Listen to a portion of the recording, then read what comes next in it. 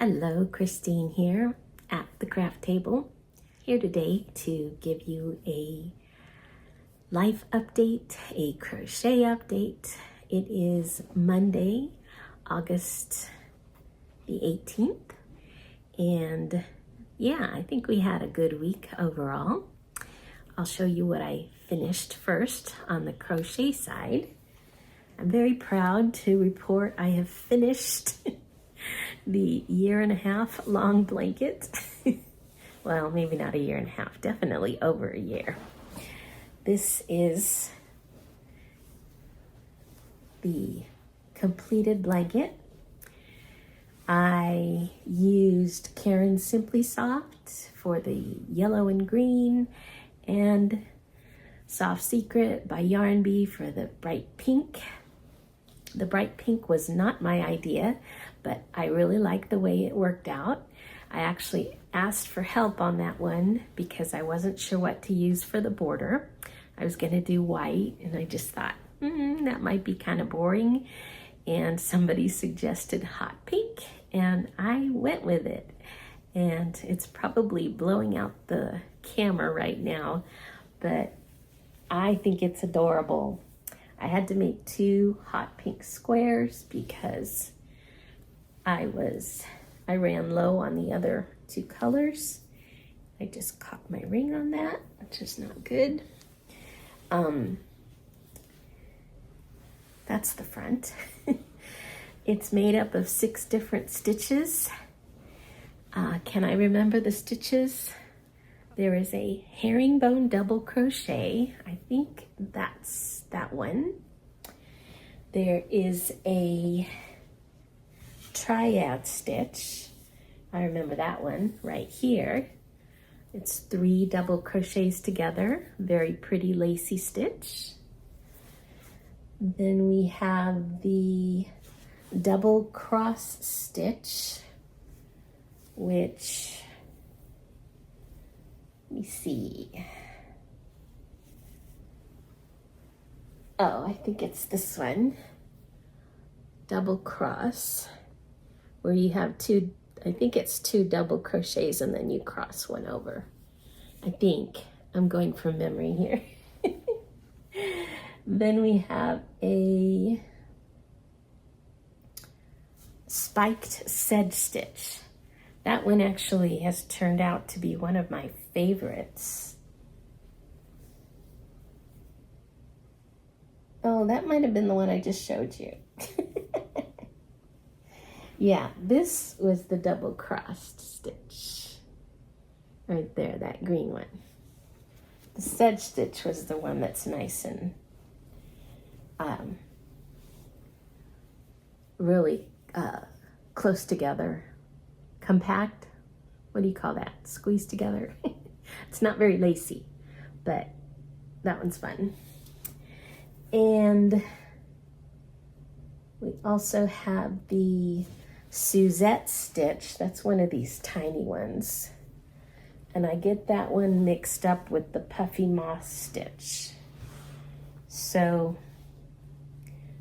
one of these 2 is the Suzette and one is the Puffy Moss. I think this is the Puffy Moss. I see a little puff there. Yeah, this is the Puffy Moss. So this must be the Suzette. All very pretty stitches. My color went off, didn't it? Sorry about that. All very pretty stitches. I'll put a bigger picture of the blanket so you can see it. I love how the border came out. This is a Wavy Shells stitch, and I used a tutorial by Nastasia. Oh, did I mention the 6 stitches were part of the Summer Cal by Judy at Judy's Creations in Crochet. She gave us the 6 stitches and said we could make whatever we wanted with them. I chose a blanket, so I made squares to join in a blanket. This was her Summer Cal last year, 2024. So yes, I'm late, but I finished. Okay, I get points because I finished. So I guess because I wasn't in love with the colors, that I just kept putting it down. I don't know. I mean, it's a fun blanket, and some person who loves hot pink will probably enjoy it and be cheered up by it. I believe my intent when I started this out was to make a Boggy Creek blanket. If you don't know what Boggy Creek is, it is a camp for kids who have serious illnesses, which make it difficult for them to attend regular camps. Boggy Creek actually has doctors and nurses on staff, and they bring in specialists for different illnesses, and then they host camp for the kids with that illness. And it's a really special thing, allowing the kids to go to camp and just experience all the things that healthy kids get to experience when they go to kids camp. And how the blankets come in is they give a handmade blanket to each child when they attend the camp, and they get to go home with it. So there is a group, a wonderful group of crocheters who decided to make blankets and have an annual drive to collect blankets for this wonderful camp. And I started participating a couple years ago, and they raise a lot of blankets, and it's a really cool thing. They have a live box opening every Wednesday night now. They started at the beginning of August to show the blankets that come in every week and just celebrate all of the wonderful designs and patterns. It's a cool thing to watch, and they leave up the live so you can go and watch the past ones. If you miss them, there's several crocheters involved. I'll put a link to the last live and you can check it out, and maybe it's something you want to participate in. If you love crochet or knitting and you need an outlet somewhere to send your blankets, this is a really worthy cause. And they encourage fun, bright blankets, but really anything, because I think there's a color for everybody, right? Not everybody loves neon. Anyhow, I'm real happy to have completed this, and thank you, Judy, for inspiring us to get out of our comfort zone and create our own design with those 6 stitches. In the end, I am very thankful I participated, even if I probably am the last one to complete their project. Yeah, really happy with this. And so yeah, the finished size is just perfect for Boggy Creek. They have to be between 35 and 40 inches wide and 40 to 50 inches long. And my blanket is exactly 40 by 50. So yeah, perfect size for a kid throw. I will be getting this in the mail to the Boggy Creek gang soon. I think I actually have another one that I was thinking of sending to them if it comes out the right size, color block blanket that I started a while back. So I may finish that one and send them together. The other thing I worked on this week, I did not complete, but I was really excited to start it, was a scarf for a crochet along going on right now, sponsored by Judy at Judy's Creations in Crochet, and Kathy at Kathy W with Heart. Yarn with Heart is her channel. I'll link both channels in the description box. But they are hosting a Summer Crochet Along, and the pattern is this beautiful ripple scarf. I'll put a link to that as well in the description box. It's available for free on the designer's website, or you can purchase a PDF of the pattern on Ravelry. And my colors, you can see, are this beautiful mustard and cream. It's impeccable is the yarn, and I actually won this yarn from Tiffany at Crochet with Tiffany on one of her wonderful giveaways. She actually gave enough enough yarn for a basket to be made, but I chose to use it for the scarf, and I think it's beautiful. And the scarf is pretty easy. There's just one thing that threw me at the very beginning, and that was this very first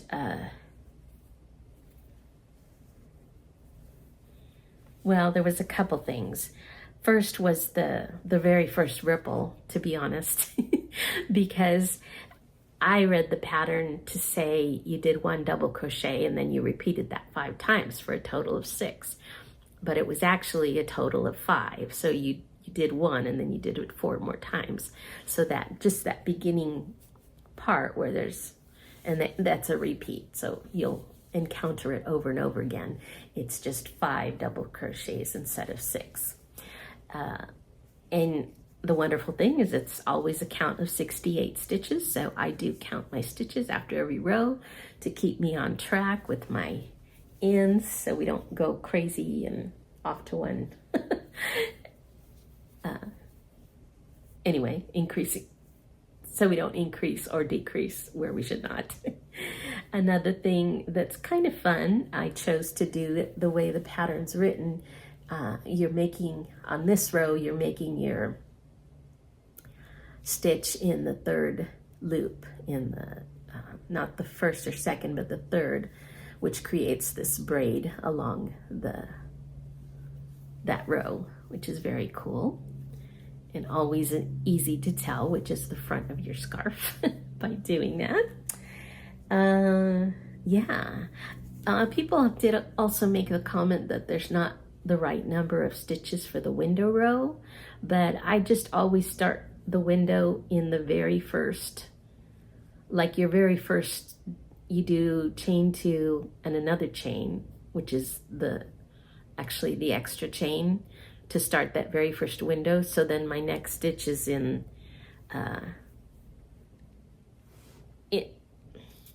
effect, I skip the very first stitch, and so then my first double crochet is in the very next stitch, and that's how I come out even at the end of the row, if that makes sense. It probably doesn't make sense unless you're actually working the scarf. But it's a fun pattern and easy once you get those little quirks down, and challenging because you are changing colors every I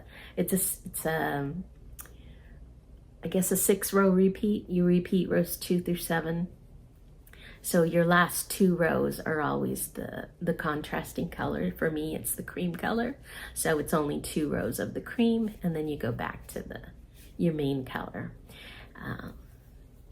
So it's fun. I hope to finish this by the end. Actually, I think it's September. It's like that first week of September that we are supposed to be finished and sending pictures to them for a little slideshow that they will do at the end of the crochet along to show everybody's projects. So real happy with that, and so glad to have finally started. I was initially going to make a blanket, but I didn't get started till 2 weeks into the month. So I thought, I think I better stick to the scarf so I can finish. And that is my crochet update. Those are the 2 things that I was working on this month, or this week. Now on to my health update. I promised you all I would be accountable and report my progress every week, so I will do that. This week I lost 1.4 pounds, so yay! It was a bit of a challenging week, I will be honest. I started keeping a food log, which I mentioned last week, and that has been really helpful. And so I took notes in that to kind of share with you, to give you some idea of my triumphs and my struggles. Maybe you can relate, maybe not. So my triumphs this week were, one day I was not feeling well. I think I was probably a little bit hangry. And I held my tongue instead of saying unkind things and creating an argument in a situation where it would have been very easy I just zipped it and was so happy at the end of the day for that, because oh, our tongue is such a powerful thing, and once those words escape, you can't take them back, you know, and you can say you're sorry and apologize, but they still got out there, and I'm just so glad that they didn't, because my mind was not in the right place to be having a discussion. So, triumph. A couple days I managed to stay on a healthy plan the whole day, and so those were triumphs. Avoided snacking in the evenings, not every night, but a couple of them, so another win. And that is one of my challenges, is late night snacking. So I have to learn I can have something small and something healthy, rather than just, you know, throwing caution to the wind and having whatever I want. Another big triumph this week was I am on day 5 with no bread, and that's huge for me because I love bread. And I convinced myself I could eat healthy bread, but no, I can still tell that it is holding me back. So for this season, I choose to forego bread, and we'll see. We'll see if I can stick to that, because it's a huge temptation, especially fresh bread with butter. Oh my goodness. Yeah. Let's see. I think that's it for my, what I call triumphs. Yeah. My challenges. There were a lot. If I'm tired, I want to eat, and I got tired, and my knee was hurting a couple of days. I think probably from the increased exercise, but you know, it wasn't painful, but enough to just have me in a bad mood. And so that was a struggle. It was a struggle, definitely.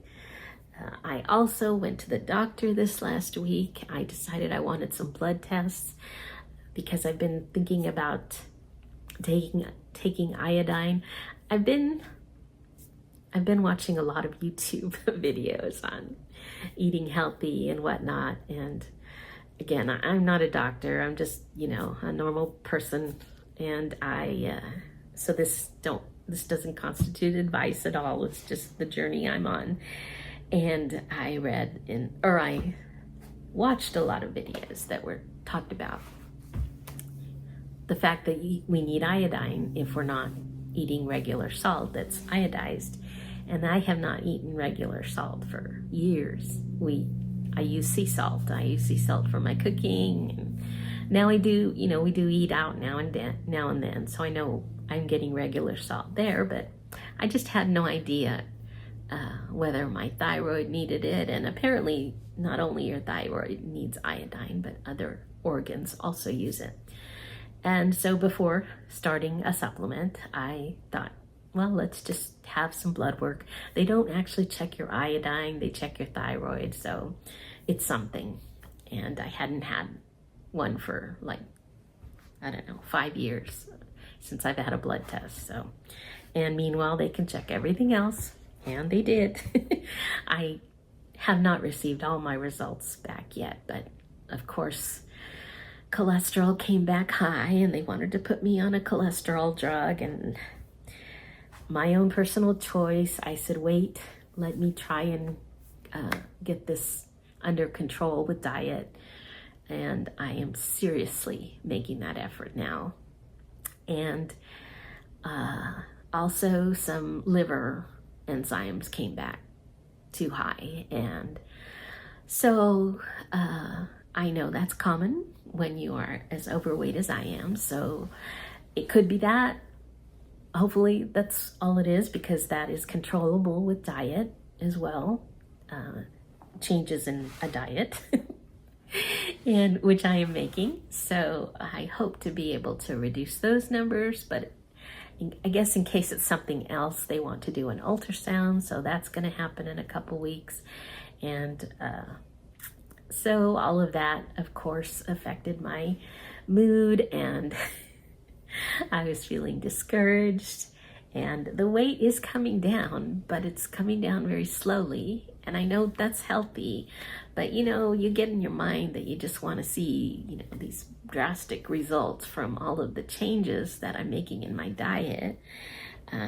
And it's not so fast. And so this week I did fight some discouragement until I took a step back and I looked at the whole picture. And let's say I do only lose 5 pounds a month. Well, in a year, that's 60 pounds. That would be huge. That would be awesome. So I just need to stay the course. The lesson is I have to stay the course and be consistent. And because I also noticed those little slip-ups, you know, I ate out a couple times this week. I'm being honest here. After the doctor appointment, even before I got my results, I didn't feel heard when I was talking so much during the appointment. And so I left there feeling a little down. And what do we do when we're down? Yep. I saw a sign for Steak and Shake. Oh my goodness. I don't have a Steak and Shake really close to me. So when I see one, it's like, I just love their Frisco melt. I'm sorry. It's probably the most unhealthy thing on the earth. But I wanted Steak and Shake. So sure enough, I stopped and I didn't get a drink. I got a shake. Yeah, I just went all out. And I know that was wrong. But I hadn't eaten all day and I didn't eat the rest of the day. So, you know, you justify, but I didn't need it. It wasn't the right thing that I should have been doing. So anyhow, I had Steak and Shake and then another, what else did I have?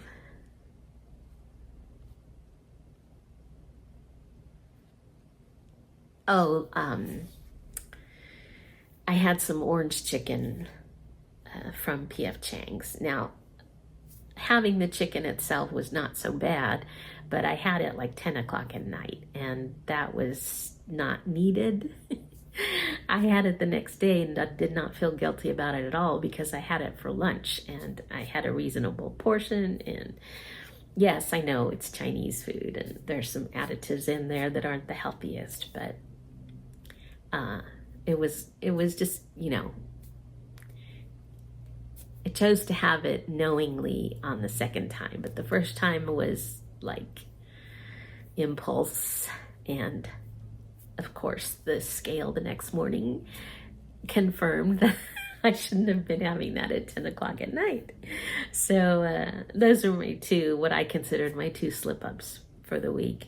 And you know, maybe that's why the scale is not moving as quickly as I would think it would move, because if you have enough of those slip-ups, yeah, it's going to impact things. You're going to, you know, you're not going to get rid of the inflammation or whatever is causing your weight to stay up. Otherwise, I drank my water. I was a little lower than I want to be, so I do need to concentrate on keeping the water up throughout the day, because you just can't make it up at the end of the day. You can't sit there and chug, you know, 30 ounces of water.